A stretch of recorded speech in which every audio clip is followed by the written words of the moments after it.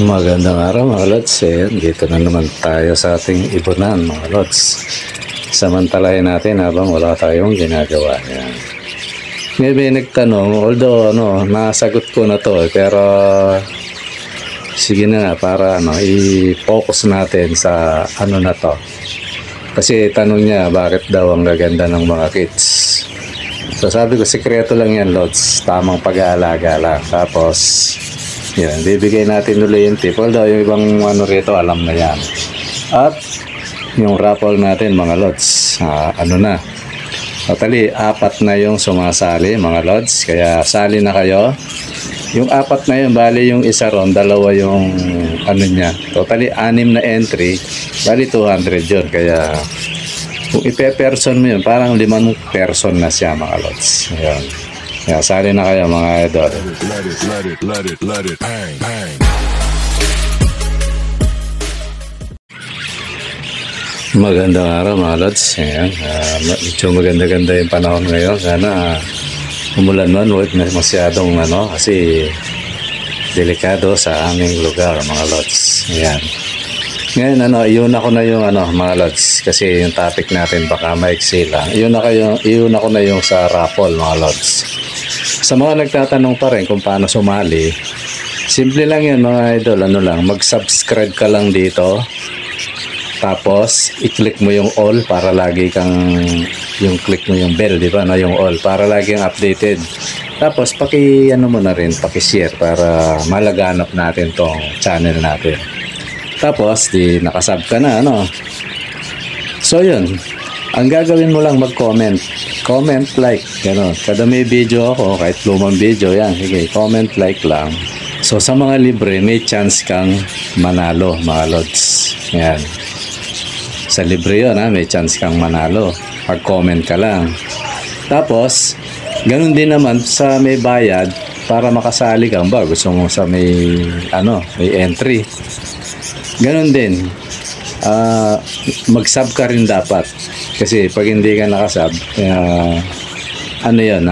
siyempre hindi ko makikita yung mo kung sino ka mga idol, di ba ganun lang yun. Tapos kung paano, kung sa may bayad naman kasi sa libre madali lang sa may bayad lang, punta ka sa GCash, andyan yung sa description, yung messenger, yung contact number, andyan lang yan. Tapos yun, andun yung number, doon ka maglagay ng mag-GCash ka, entry mo 100, 3 entry na yun so na yun, ibig sabihin 3 entry mga lods, 3 yung pangalan yan.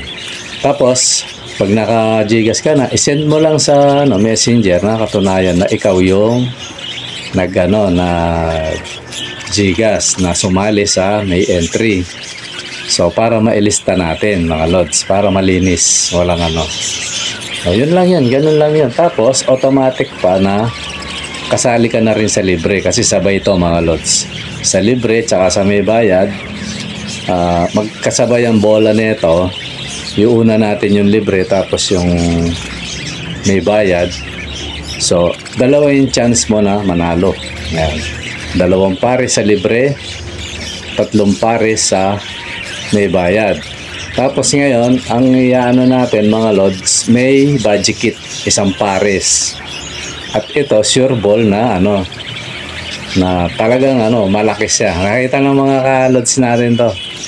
Yan mga lods, yung pumuna. Hindi ko lang kung sino sa kanila yung pumuna yan. Ayan, laki nung lods yan, sabi ko na baka para hindi kayo manghinayang. Ayan. Kasi kaya ako naman i-out to o ipaparapol. Nag-aaway sila mga lods Gusto nung isa mamugad, gusto rin mamugad ng isa. May mga pares to mga lods, to. At saka na to. Bagamat hindi ito yung dating pares niya, proven to na talagang nagbuga na. At dyan nanggaling, take note, dyan nanggaling yung rainbow ko. Dyan ako nakapag-produce ng rainbow. Mga opaline to mga lods yan. Ayan, dagdag tip. Opaline na big size na budget kit. Ayan mga lods. Ayan, idea na kayo para O nga, sabihin nyo, hindi ko sinabi. Yung pala yung paparapol ko. Marami nang nakakita nito eh. Ano lang yan mga lads, iniiwas ko lang na madisgrasya yung yung alaga natin. Kesa madisgrasya, ano ko na, kung sino man yung palarin Yeah, ganun lang naman yung mga lods.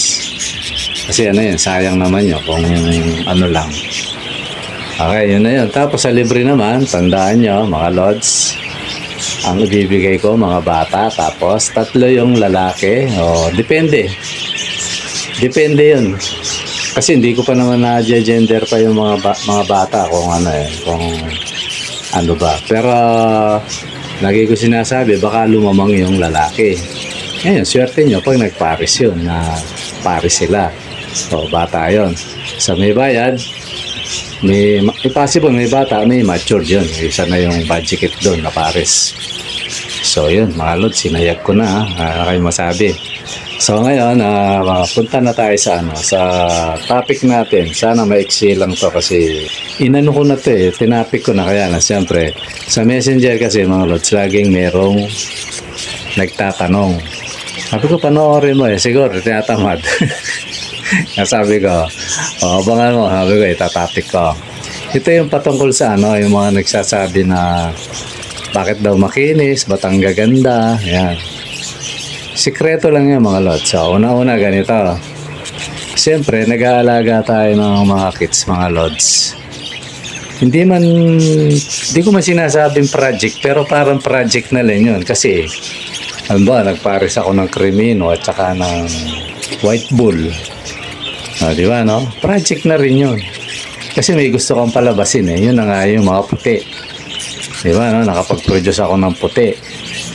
Gusto mo mag-project ng Crimino. Tama, Crimino. Di magpares ka ng White Bull at saka ng Lutino at saka puti. Yun, nilalabas ng Crimino doon. Ngayon, kung gusto mo puro puti, puti, pares mo yan. Puro bugan yan, puti. Diba? Ganun lang yan mga lods. Kaya, yun ay isang sikreto. Kaya parang magaganda. Kasi siyempre, ako, pinaparis-paris ko yung mga yan. Kung ano yung gusto kong, sa tingin kong lalabas na itsura o mutation ng ating mga alaga. Sa kakaganyan nga natin, ang nakakapag-produce ng magaganda, yung mga kalods. Alam niyo kung bakit. Kumbaga, yung binibigay ko mga pares sa kanila, may possible, may lumabas na Texas.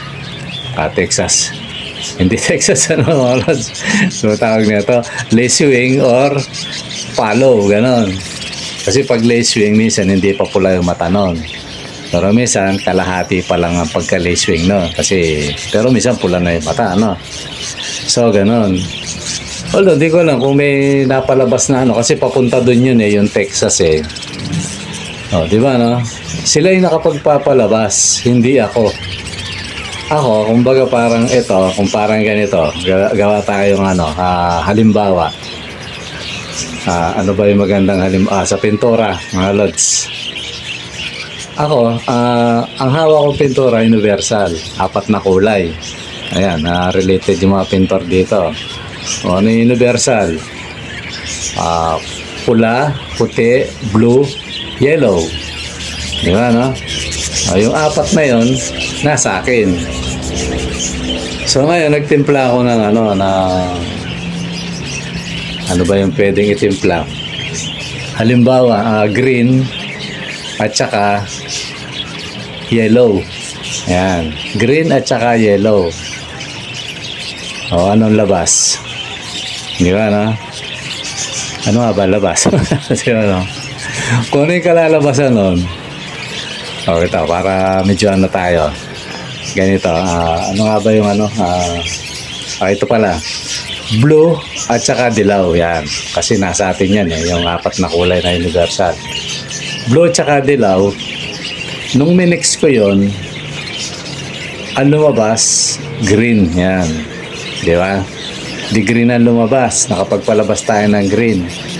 So yung green na yun, in-out natin, tapos yung puti, tapos meron din ako in-out na dilaw o blue, gano'n. Na-mix na sa mga kalods natin yon. So yung green niya, ipinares niya dun sa puti, halimbawa, puti. Ayun, pumusyaw na, nakapagpalabas na siya ng mas magaganda. Ganun ang nangyayari sa ibunan natin, mga lods. Kaya, hindi hamak na mas maganda yung naibubuga ng mga kalods natin kesa sa akin. Kasi, yun sa akin, kumbaga napagsalina na ng kulay tapos imimix mo pa doon. Kaya, mas magaganda yun, panigurado yun, mga lods. Kaya sabi ko nga, huwag silang magtaka kung ba't may dilaw, may puti, may kasi nga, kumbaga sa nagtimpla na ako dito. May timpla na yan. Hindi ko pinagsasama yung puro blue sa blue, hindi.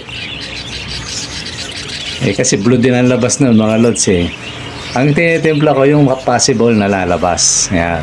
Hindi na yung dati. Para pag in-out ko yan, ayun na, maganda na siya, mga lods. So ngayon, yun ang isang diskarte sa pag-iibon, mga lods, na kumbaga nakalawkaw na natin tong mga alaga natin sa pulsyapol na kumbaga. Kaya may possible pag napunta sa inyo, maganda na yung kulay na maibubugan ng mga alaga nyo, di ba, no? Kaya nga minsan minsan parang may nakita ako hindi ko nabanggitin ko sino. Ako magbubuga ng yan. Parang malungkot yung mukha niya. Sa isip-sip niya, pangit ng kulay nito, paano mo hindi niya alam, tama, nung nagbuga, tuwan-tuwa siya. Hindi ko nabanggitin kung sino sila, kasi baka maka-open tayo. Tuwan-tuwa pa sila, Lods, nagbuga ng ganito, ganyan. Sabi ko sa iyo diba, ganun yun, mga idol. Kaya yun, yung bawa, gaya sa libre, huwag kayong malungkot. May mga lahi yung alaga natin. At sabihin mo libre yan, may possible magbugay ng maganda yan kasi nga marami ng salin-salin to, mga lods. Siyempre bloodline yan yung tinatawag na bloodline. Pag may lahing normal yung ninuno niya, may possible hanggang sa dulo yan may maglalabas pa rin yan. Alam nang mag-iibon yan. Siyempre ako alam ko na high class na normal to, na ito pag pinaris mo sa ganito maganda buga, yun, ganun yun, mga lods. Yun yung isang sekreto. Diba, Kaya maganda. Siyempre, may kinalaman ng mutation doon. Ano pa yung pangalawa na tanong ng lods natin? Bakit daw ang kikinis? Kasi sa totoo lang ito. Hindi tayo namimenta sa reality lang. Yung real talk lang. Tingnan nyo yung, yung parting India. Makapag-alaga lang Sige lang, normal. Tad-tad ng Kasi sila talagang nininegosyo nila yan. Tsaka siguro marami talagang bumibili sa kanila, kaya wala na silang although ang India, take note ang India ang pinakamagaling isa sa pinakamagaling gumawa ng mutation yan. Alam ko sa kanila pinoproduce ngayon yung black rainbow yan, tsaka yung black budgie, alam ko sila kung hindi ako nagkakamali mahuhusay yan. Kaya lang sa mga lowest na mga nagbebenta sa kanila, sige lang, ayun, rambo lang. Kaya minsan nakikita nyo hindi kagandahan. Sa Pilipinas din may ganun, pero hindi na natin pakikialaman yun. Yun sa atin lang.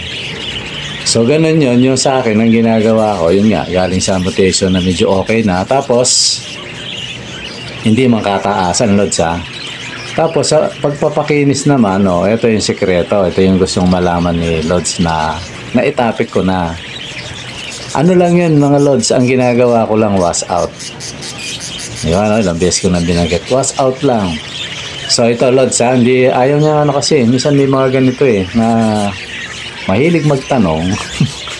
Ito sila, mga Lods, mahilig magtanong, ayaw ihayag yung pangalan. Okay lang naman yan. Tatapik ko to para sa iba, diba, Tapos meron din, mahilig magtanong, sabi ko, punta ka sa YT. Ayaw din. Matatandang na to, matatandang mga subscriber ko to. Ayaw, puro doon sila.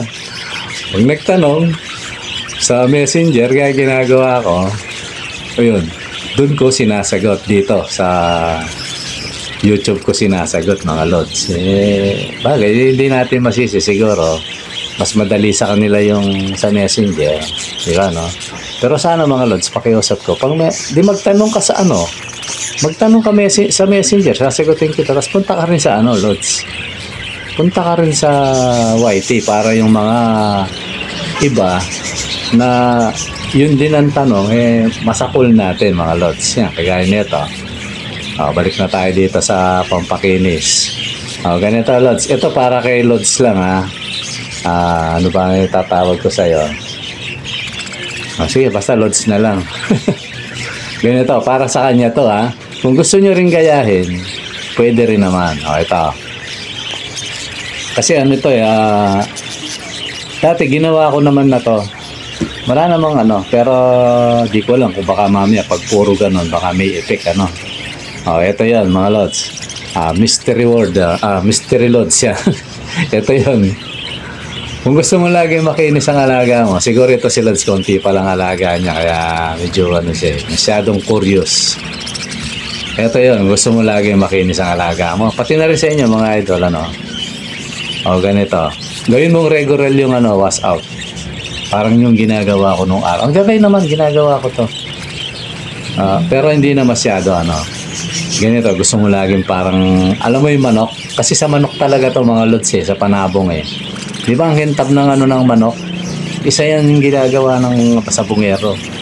Yun yung pinampapaligo. Bukod sa panggamot na sakuto, makakuha na mga nasa katawan ng natin, alaga. Particular sa manok, yung sa manok to tayo sa kids. Di walang kati-kati. Kaya kasi minsan pangit ang balahibo ng mga lods ng alaga natin sa hindi nakakaalam Kaya pangit ang balahibo kasi kamot ng kamot. Hindi mo alam na may kuto na pala ang alaga mo. O kung ano mga parasite dyan, hindi na siya mapakali. So ang balahibo niya, kalkal siya ng kalkal. Kaya ang pangit, di ba napakapangit. Kumbaga sa tao, walang suklay-suklay. Pangit tingnan, kahit magandang babae ka. Pag hindi ka nagsusuklay, mukha kang bruha. Parang gano'n lang yung mga lods. Di ba, So ngayon, kumbaga sa suklayan, kumbaga sa babae, ganito yan, sa kids naman. Parang parang pinaka-shampoo nila to mga lods. Yan, para may idea kayo. So, itong nagtanong sa akin, kung gusto mo lods na, na yung palaging yung alaga mo, o di gawin mong regular, pero matabang, payo ko sa'yo, matabang. Huwag mong tatapangan. Siguro sa isang lods, sa isang galon, 4 na litro, di ba, yan, isang ilagay mo isang sachet ng ng wash out para matabang talaga siya, di ba, kasi naman yan pampakinis lang naman so yun yung i-spray mo, alisin mo yung mga patukaan, tapos spray mo lang lagi. Siguro gawin mo to every 2 weeks yan, o every 3 weeks.